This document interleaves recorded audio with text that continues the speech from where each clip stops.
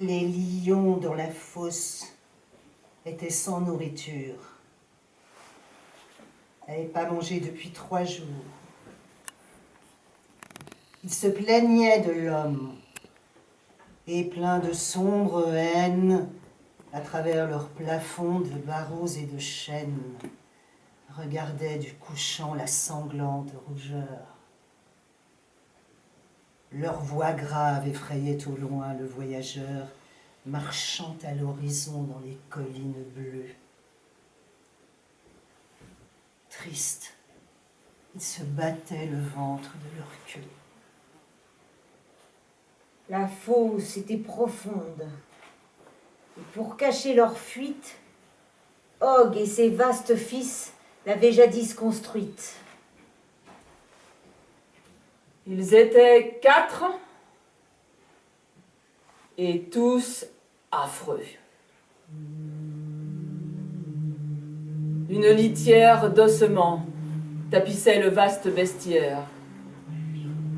Les rochers étageaient leur ombre au-dessus d'eux.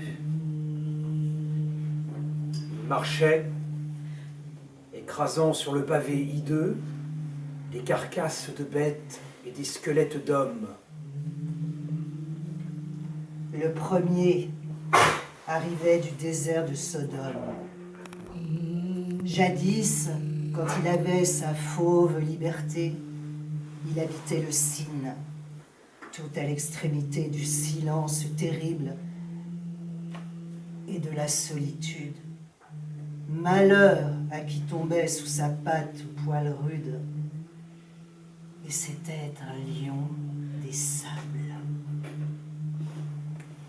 Le second sortait de la forêt de l'Euphrate fécond. Naguère, en le voyant vers le fleuve descendre, tout tremblait. On avait eu du mal à le prendre, car il avait fallu l'émeute de 2 rois. Il grondait, c'était une bête des bois. Et le troisième était un lion des montagnes. Jadis, il avait l'ombre et l'horreur pour compagne.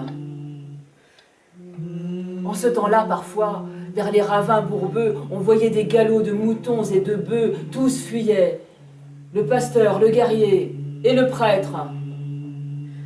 Et l'on voyait sa face effroyable apparaître. Le quatrième, monstre épouvantable et fier, était un grand lion des plages de la mer. Il rôdait près des flots avant son esclavage. Gur, cité forte, était alors sur le rivage. Ses toits fumaient, son port abritait un amas de navires mêlant confusément leurs mâts.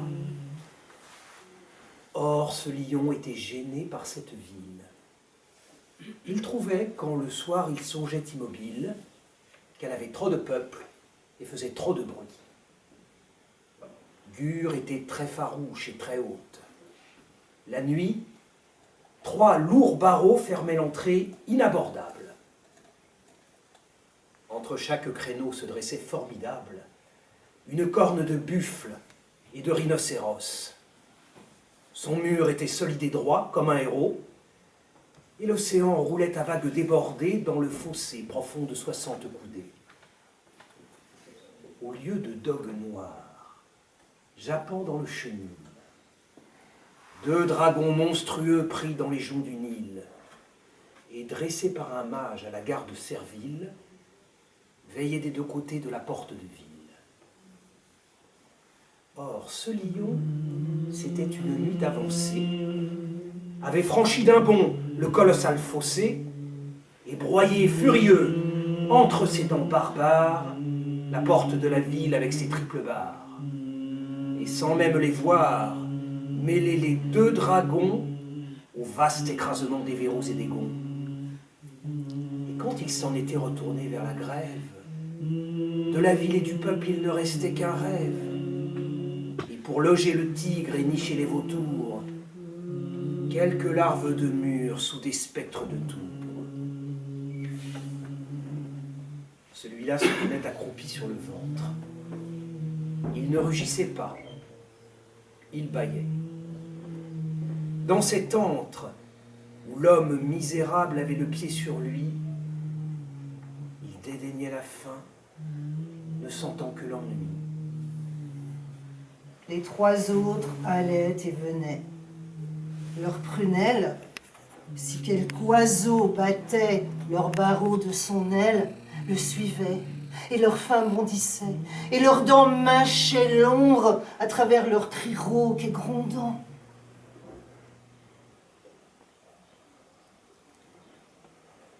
Soudain, dans l'angle obscur de la lugubre étable, la grille s'entr'ouvrit. Sur son seuil redoutable, un homme que poussaient d'horribles bras tremblants apparut. Il était vêtu de linceul blanc. La grille referma ses 2 battants funèbres. L'homme, avec les lions, resta dans les ténèbres. Les monstres, hérissant leurs crinières, écumants, se ruèrent sur lui avec ce hurlement effroyable, où rugit la haine et le ravage, et toute la nature irritée et sauvage avec son épouvante et ses rébellions. Et l'homme dit, « La paix soit avec vous, lion. » L'homme dressa la main, les lions s'arrêtèrent. Les loups qui font la guerre aux morts et les déterrent, les ours au crâne plat, les chacals convulsifs qui, pendant le naufrage, errent sur le récif, sont féroces. L'hyène infâme est implacable. Le tigre attend sa proie et d'un seul bond l'accable. Mais le puissant lion qui fait de larges pas, parfois lève sa griffe et ne la baisse pas, étant le grand rêveur solitaire de l'ombre.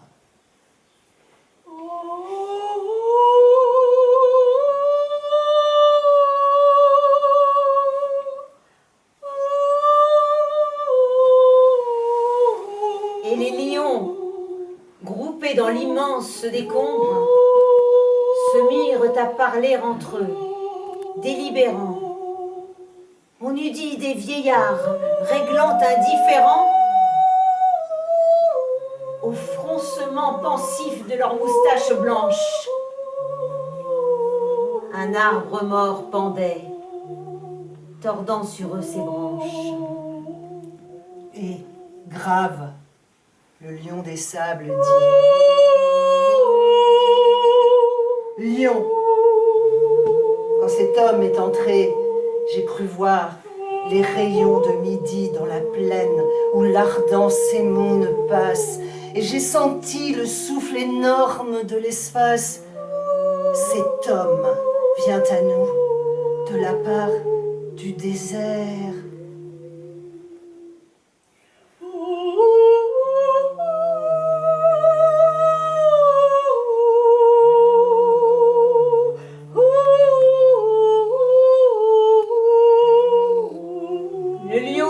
Dit, autrefois, le concert du figuier, du palmier, du cèdre et de l'ieuse emplissait jour et nuit ma caverne joyeuse. Même à l'heure où l'on sent que le monde se tait, le grand feuillage vert autour de moi chantait.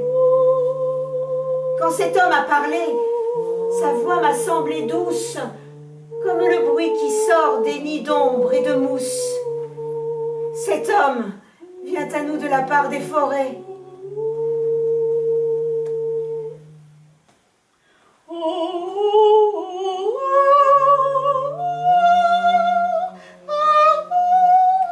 Et celui qui s'était approché le plus près, le lion noir des monts, dit Cet homme ressemble au Caucase, où jamais une roche ne tremble. Il a la majesté de l'Atlas. J'ai cru voir, quand son bras s'est levé, le Liban se mouvoir et se dresser, jetant l'ombre immense aux campagnes. Cet homme vient à nous de la part des montagnes.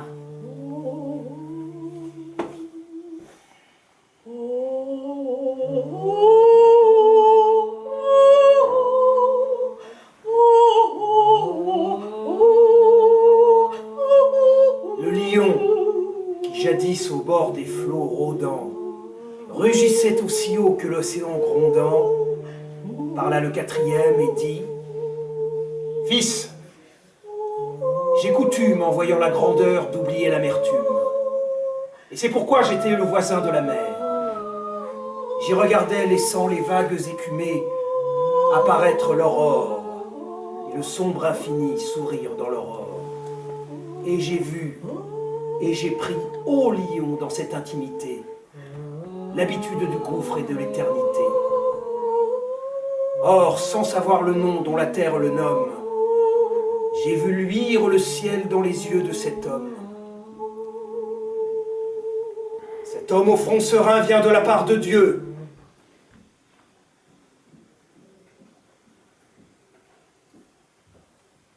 Quand la nuit eut noirci le grand firmament bleu, le gardien voulut voir la fosse. Et cet esclave, collant sa face pâle aux grilles de la cave, dans la profondeur vague, aperçut Daniel, qui se tenait debout et regardait le ciel et songeait, attentif aux étoiles sans nombre, pendant que les lions léchaient ses pieds dans l'ombre.